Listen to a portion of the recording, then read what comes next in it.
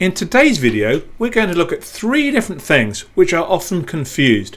It's really important to understand the difference between them and how they interact. So they are a threat, a vulnerability, and an attack.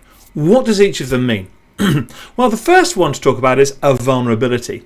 So any system, anything anyone can design is likely to have vulnerabilities, ways in which things can happen that are unexpected and bad and not the way you plan to have things. So a vulnerability could be maybe a mistake in the way something was coded. It could be a physical way of getting into something which is unexpected.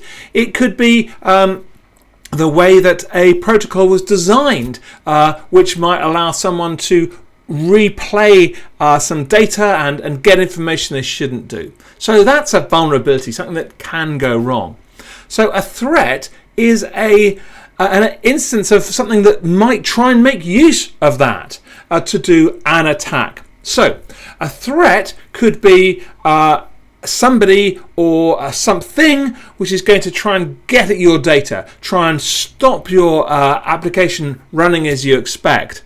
And they're going to use a vulnerability to cause an attack. So let's come up with an example of that.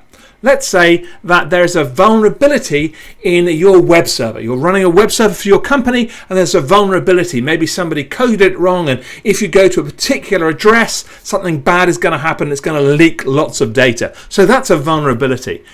Well, a threat could be somebody who wants to use that vulnerability, which maybe they've discovered somehow, to get at the data you want to protect.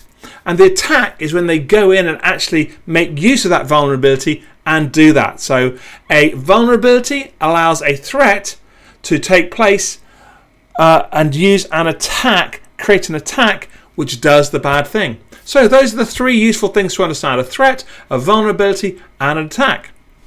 If you've got any questions about these or any other terms, get in touch. Subscribe to the channel, let me know, and I'll try and explain for you. Bye.